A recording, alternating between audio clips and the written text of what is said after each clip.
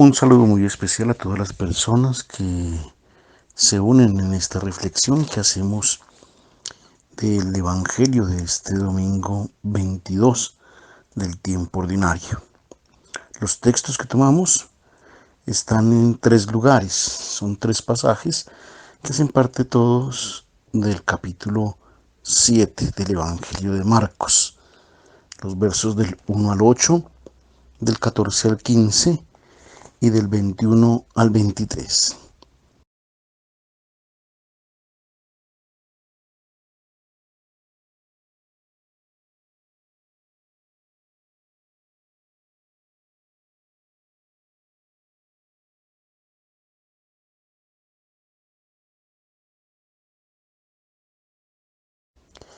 Quiero simplemente ubicarnos en esta lectura que hacemos del Evangelio de Marcos, dado que durante los domingos anteriores leímos el discurso del pan de vida en el Evangelio de Juan y también celebramos la fiesta de la Asunción de la Virgen. Hoy retomamos nuevamente la lectura de este Evangelio según San Marcos, que nos acompañará hasta el Adviento. Entonces, pues la invitación primero es a leer todo el Evangelio de Marcos y ubicarnos ahora en el capítulo 7, nuevamente, en estos versos que nos proponen para hoy. Nos encontramos con Jesús más o menos hacia la mitad de su vida pública. El evangelista ha hecho notar que desde cuando él se ha trasladado a Cafarnaún, después de haber dejado Nazaret, ha habido unas disputas muy serias, muy encendidas con los escribas y con los fariseos respecto al perdón de los pecados que él concedía gratuitamente. No pedía ni siquiera que la persona se arrepintiera. También respecto al ayuno y después le hacían críticas severas sobre sus comportamientos. Él comía con publicanos y pecadores. Hay siempre un telo de juicio por parte de los fariseos que siempre están al acecho, tratando de criticarlo y de hacerlo caer. Y Jesús hacía fiesta con los publicanos y pecadores y tampoco observaba las prescripciones del sábado. Y el evangelista Marcos nos dice en el capítulo 3, la autoridad religiosa ha comenzado a preocuparse y ha enviado un grupo de escribas para verificar aquello que estaba sucediendo y poner en guardia al pueblo sobre el peligro espiritual que estaba corriendo.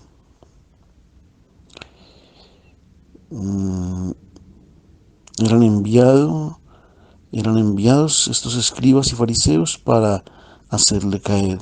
Y él eh, había desviado de la vida correcta al pueblo, porque según ellos Jesús estaba enseñando herejías. El pueblo había refutado diciendo: pero Jesús cura a los enfermos, hace prodigios. Y los guías espirituales habían respondido: él cura a las personas porque está asociado con Belzebul. Belzebul no es nuestro diablo. Era un dios pagano adorado por los filisteos, por un pueblo pagano. Tenía un santuario muy famoso en Ecrón, en la llanura a lo largo del Mediterráneo, la llanura de Sharon. Y era famoso porque curaba las enfermedades. Dijimos alguna vez que al escondido los judíos también, cuando su Dios no les daba la sanación, recorrían a este Belzebul. Y por esto dicen que está asociado con Belzebul. Y Belzebul quiere desviarlos de la vía correcta. Hoy estos guías espirituales se sienten en el deber de descender por segunda vez a Jerusalén, para allá en Jerusalén, porque allá en Jerusalén ha llegado la noticia que Jesús viola un precepto muy grave y enseña también a sus discípulos a hacer otro tanto. Veamos entonces qué cosa grave han hecho. Esto está en Marcos, en el Evangelio de Marcos. Vamos a leer los dos primeros versos. ¿Qué es lo que ha hecho de malo Jesús? Este comportamiento de Jesús es escandaloso. No hacía las purificaciones rituales y además enseñaba a sus discípulos a no hacerlas, a no darle importancia a esta práctica. Es importante aclarar que no se trataba de una práctica de higiene. Todas las prácticas de purificaciones se hacen después que se ha lavado sigilosamente las manos. Estas purificaciones servían para limpiarse de eventuales impurezas, porque alguno había tenido tal vez algún contacto con algo impuro. En el libro del Levítico se dedican 6 capítulos a esta distinción entre lo que es puro y lo que es impuro. Puros son ciertos animales que pueden ser comidos, e impuros son otros tantos animales como el cerdo, el camello, la liebre, que deben ser evitados. Y son indicadas también las condiciones de impureza, todo aquello que de una u otra forma reclama la muerte. También la sangre, o lo que rodeaba a un parto, todo el trámite propio de un parto, o todo aquello que estuviese alrededor de la muerte, o enfermedades propias como la lepra.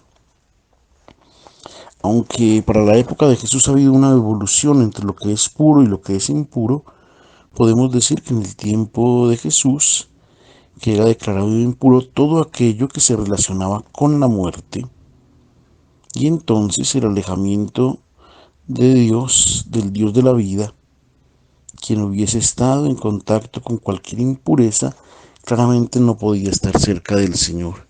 Debía purificarse. En el libro del Éxodo se establece qué cosas se debe hacer para purificarse, pero las disposiciones indicaban que sólo los sacerdotes del templo, los cuales viviendo en contacto constante con Dios, el santo, el puro, debían mantenerse siempre en un estado de pureza. Por tanto, no podían ir a sepultar un muerto.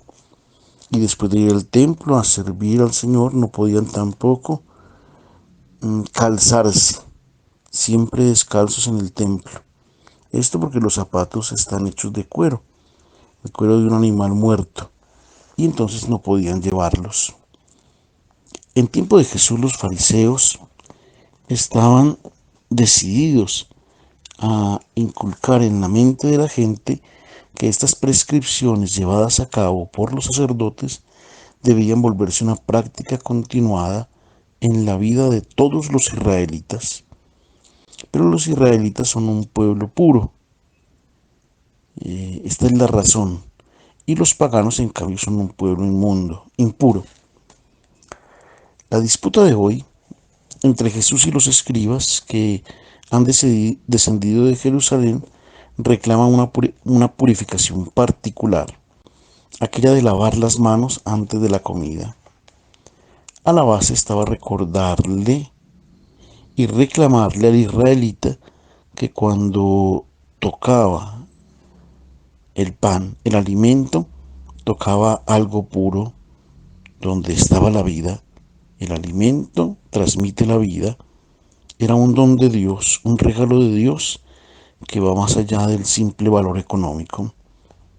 El israelita debía tomar en sus manos el pan como un don dado del cielo y por esto lavaba sus manos. El evangelista Marcos, que escribe para un público de Roma que no conoce estos hábitos de los judíos, siente la necesidad de explicar a sus lectores esta obsesión de los judíos por las purificaciones.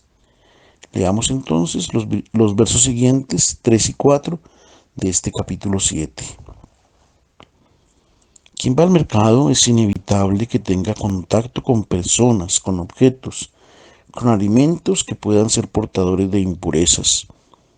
Puede inadvertidamente tocar a un pájaro o a un objeto idolátrico o a una mujer en los días de su periodo. Volviendo a casa debía hacer la purificación de una manera meticulosa. Así lo describe el Talmud. Debe lavarse muy bien los dedos con mucha agua pura. Hay una forma de coger la jarra con la mano izquierda. Debe también ayudarse con algún manto, con algún purificador. Ahora bien, un rito tan meticuloso llevaba a que, siendo una preciosa bendición cargada de sentido, por volverse tan minuciosa, perdiera el sentido, se transformara solamente en una práctica externa y se olvidara de que, de que es el reconocimiento y la bendición de los dones de Dios, de los dones dados por Dios. Era un rito completo, tenía un sentido de bendición. Lavarse las manos tan meticulosamente tenía el sentido de hacer una bendición, una oración de bendición. Pero por el hecho mismo de volverse tan meticuloso se perdió el sentido de esta bendición. En el tiempo de Jesús se había vuelto ya una expresión del temor más bien, porque algún elemento impuro pudiese entrar en la persona a través de la comida. Es necesario estar atento a muchos ritos que seguimos también de manera escrupulosa, que pueden volverse peligrosos, sobre todo porque terminan simplemente limpiando la conciencia. Se puede olvidar de sus significados y se puede tranquilizar la conciencia porque se ha seguido el rito, se ha hecho. Simplemente ya hemos cumplido, por ejemplo, un rito como el rosario.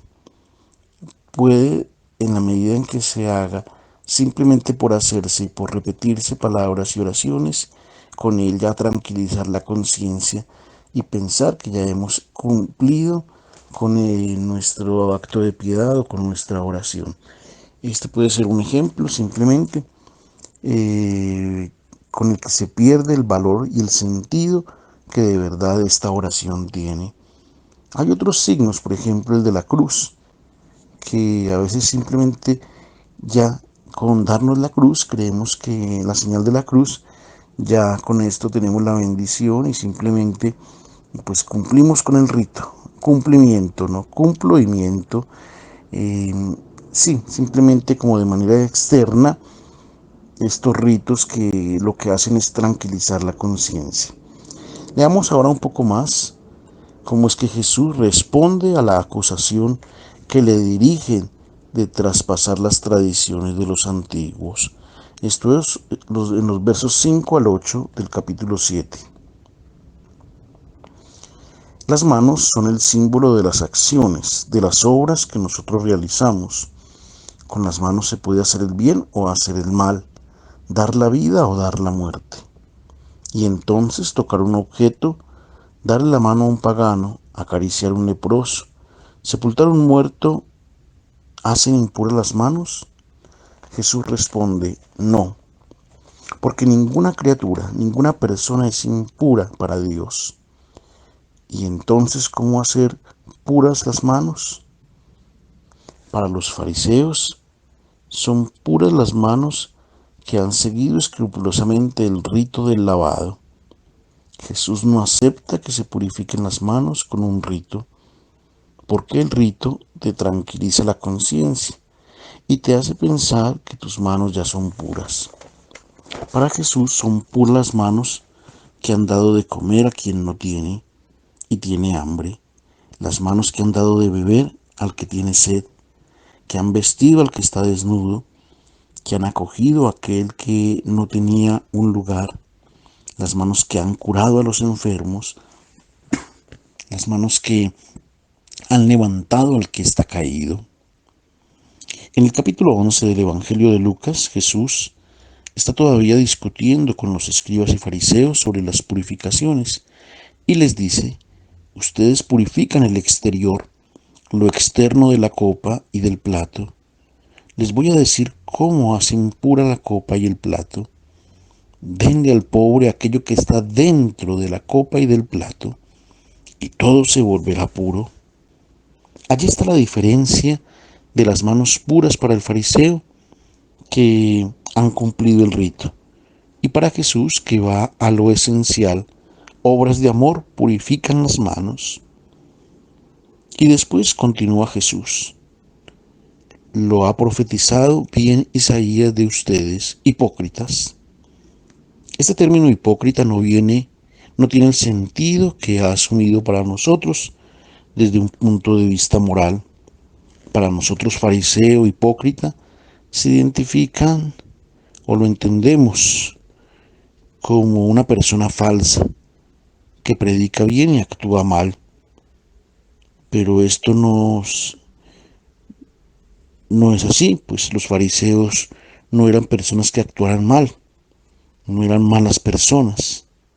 Pablo, por ejemplo, que era fariseo, él lo dice en la carta a los Romanos, capítulo 10, dice: yo inclino mi corazón y mi plegaria a Dios por ellos, por su salvación, pues testifico que en su favor tienen celo por Dios, en desacuerdo con el verdadero conocimiento.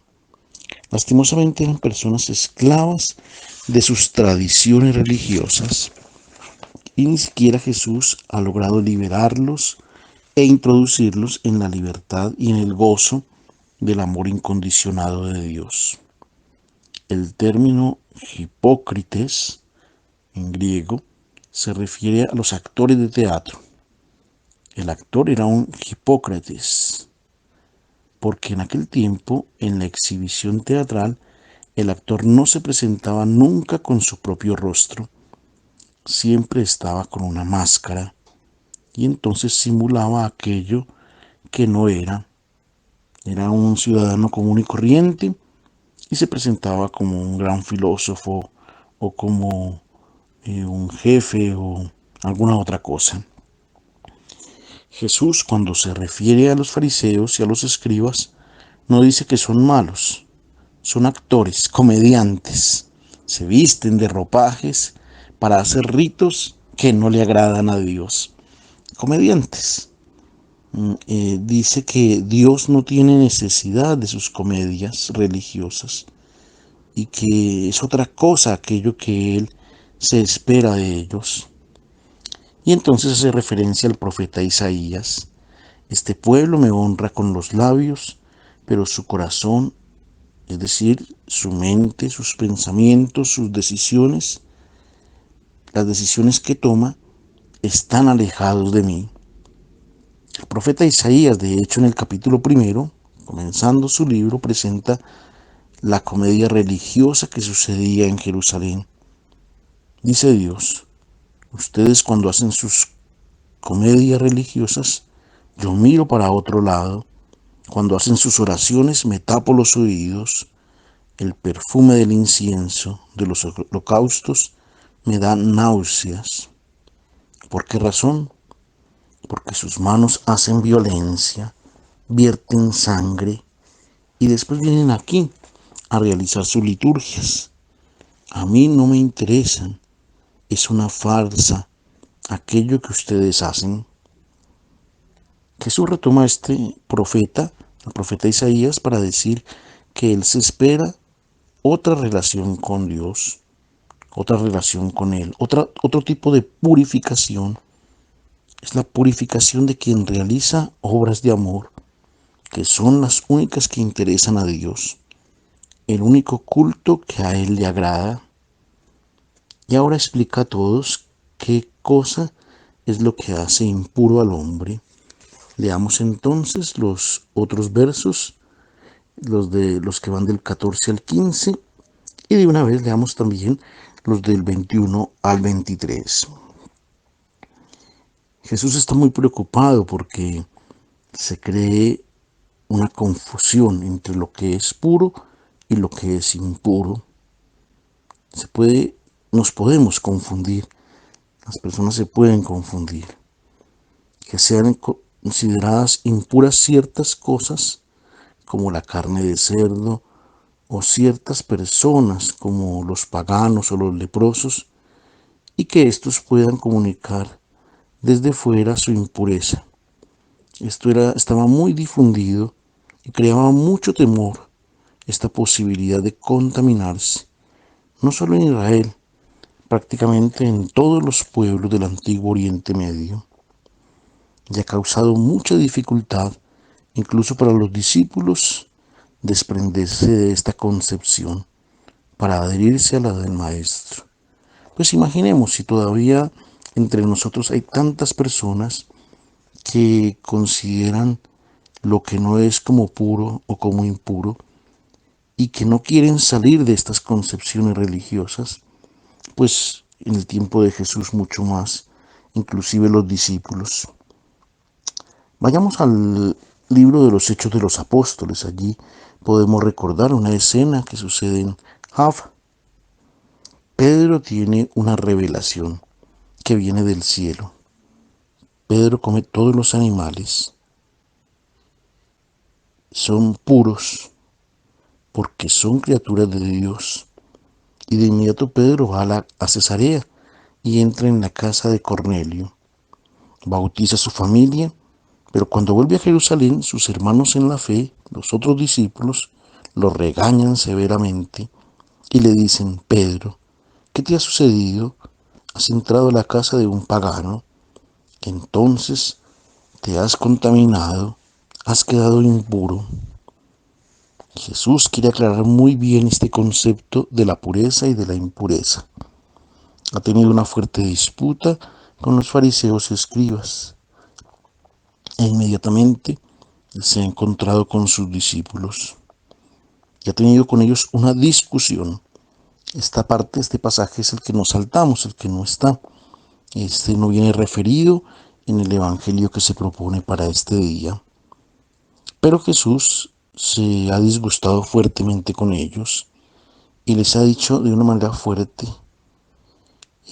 La traducción más fiel sería: son así de estúpidos para no comprender que aquello que entra en el hombre va a terminar.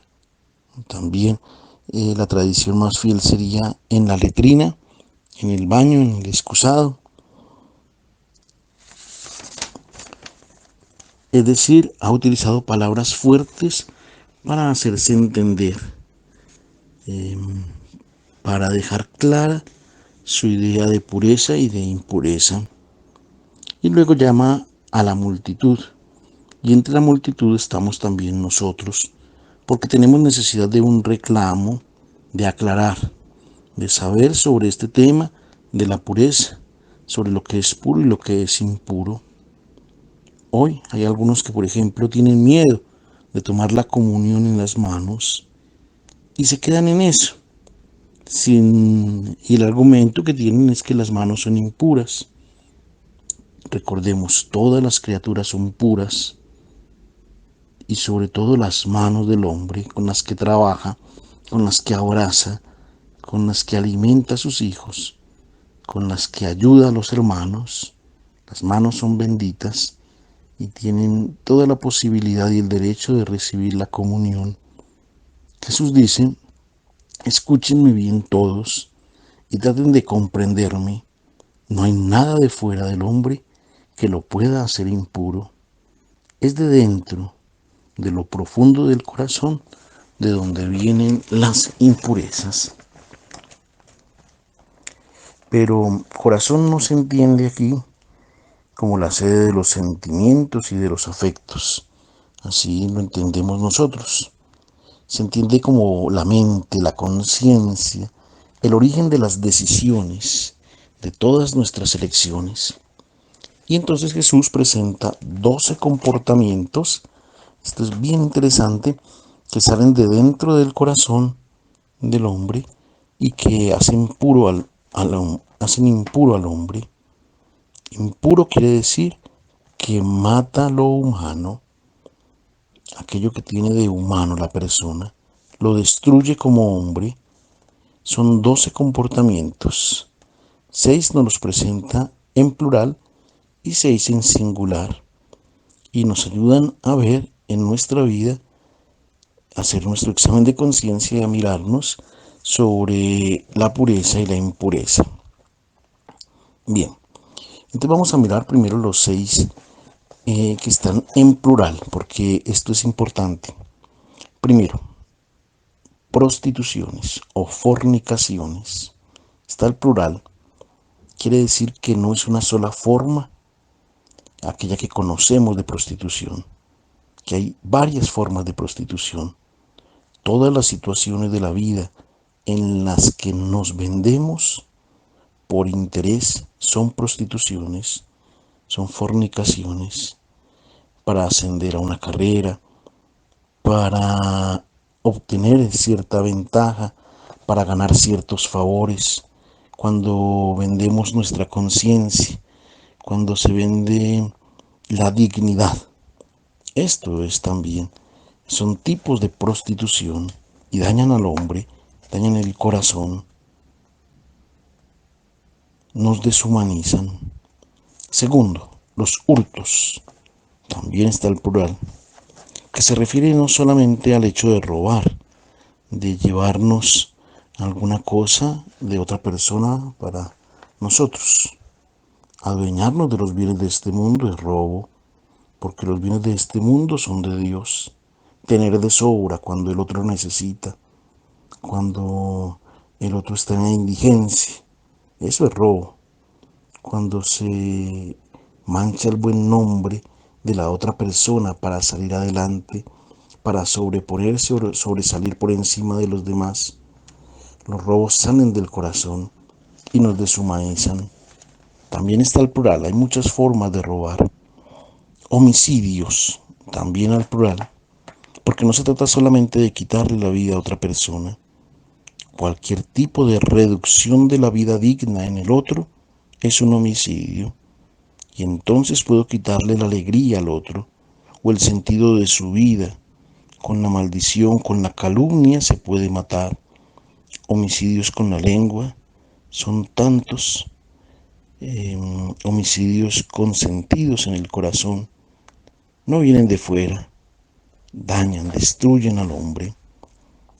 Adulterios, también en plural, pueden ser de diferentes formas. No se trata solo de la infidelidad al amor. También búsquedas de placer egoísta que presuponen la servidumbre de otra persona. Estos también son adulterios, cuando utilizo al otro para mi propio beneficio. Codicias, también está en plural. Son varias, no solo se trata de cuestiones de dinero, también todos aquellos impulsos que te llevan siempre a tener, a acumular, a encontrar la felicidad en el tener siempre más. Para Jesús, la gloria del hombre no consiste en tener más, sino en el donar más. Hay más gloria en el dar que en el recibir. Una frase de Jesús referida no en los evangelios, sino en los Hechos de los Apóstoles, en la boca de Pablo. ¿Qué hacen los niños, por ejemplo? Todo es mío, quiero todo. Son egoístas, ellos quisieran todo. El impulso que te lleva a tener todo para ti es el impulso del niño. No has crecido en tu vida espiritual. El Hijo de Dios que está en ti crece cuando dones los bienes que tienes a disposición para hacer feliz al hermano. Y entonces creces como hijo de Dios de otra manera. Y si es al contrario, entonces permaneces como niño. Allí en la primera carta de Corintios, en el himno de la caridad, en el himno del amor, ahora conocemos como niños. Cuando era niño conocía como niño. Ahora al hacerme hombre, al hacerme grande, pues ya no soy egoísta, ahora puedo compartir. Y no olvidemos que nosotros acumulamos y que todo aquello que tenemos viene de Dios y algún día se ha de recoger. Es decir, la codicia daña el corazón. Maldades en el sexto puesto, maldades, también al plural. Pensamientos malignos, pensar siempre mal de los demás, buscar el mal en los otros, cuántas personas puras, devotas, prueban esta necesidad incontenible de controlar, de conocer y de juzgar la vida de los otros. Después sospechan, piensan mal y prueban un placer inclusive morboso en comunicar a los otros sus propias sospechas, que llegan incluso a convertirse en calumnias. Los efectos en la vida de una comunidad cristiana de estos comportamientos son devastantes. Son personas que miran siempre con sospecha las acciones de los otros y tienen siempre malas intenciones donde sea. Entonces tenemos 6 actitudes, 6 comportamientos que dañan el corazón, que manchan el corazón y la vida, y que al estar en plural pueden ser de diferentes formas, no solo como a veces los conocemos nosotros. Las fornicaciones, los hurtos, los homicidios, los adulterios, las codicias y las maldades. Y luego nos presenta entonces también otros comportamientos, pero ahora de forma singular, en singular. Primero, el engaño, el comportamiento de quien piensa siempre en su propio interés, que está dispuesto a generar cualquier polémica para obtener sus propios objetivos, a engañar, a desviar por sus propios intereses a los demás.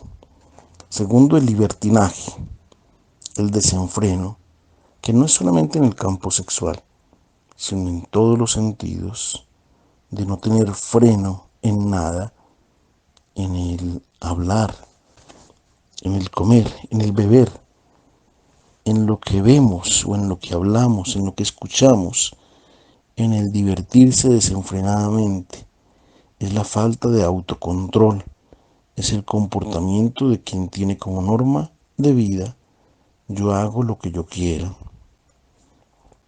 Tercero, la envidia, el miedo que cualquiera tiene por la falta de algo y que lo desea siempre. Me disgusta que el otro tenga algo y que yo no pueda tenerlo. Cuarto, la calumnia. Calumnia se dice en griego blasfemia. Es la refutación de la verdad, la oposición a la verdad, porque la verdad no me deja cómodo, porque no me satisface, porque no me gusta, porque me incomoda. Y entonces busco de cualquier manera obstaculizar la verdad, esconderla, sacarle atajos a la verdad. Quinto, la arrogancia, el querer siempre estar en el centro de atención. Cuando nosotros abrimos la boca, los otros deben escucharnos religiosamente en silencio. Tenemos la verdad, arrogancia, pasar por encima de los demás, considerarnos más que otros y considerar que la verdad que yo tengo, la tengo solo yo. Y además que así lo hemos hecho siempre, así lo hemos vivido siempre, así se ha hecho a esta manera, a mi manera. Y por último, la insensatez, la estupidez, inclusive se traduce en algunos lugares. Afrosiné, esto es en griego. Se trata de no orientar de la manera correcta las decisiones tomadas en la propia vida. La palabra afrón también la encontramos en el Evangelio de Lucas con motivo de aquel hombre que acumuló bienes. No es llamado malo, ni pobrecito, no, sino tonto, porque ha acumulado en vez de distribuir, de repartir los bienes. Y le dice el Señor: esta noche te pedirán la vida. ¿Por qué eres tan tonto? ¿Por qué eres insensato? La insensatez es esta: sacrificar toda la existencia para acumular en cambio de donar, y entonces no ha construido nada. Es una persona que termina en la nada porque no ha construido amor. Todas estas cosas, concluye Jesús, son malas, y vienen de dentro del corazón. Son estas las que contaminan al hombre, hacen inmundo, impuro al hombre.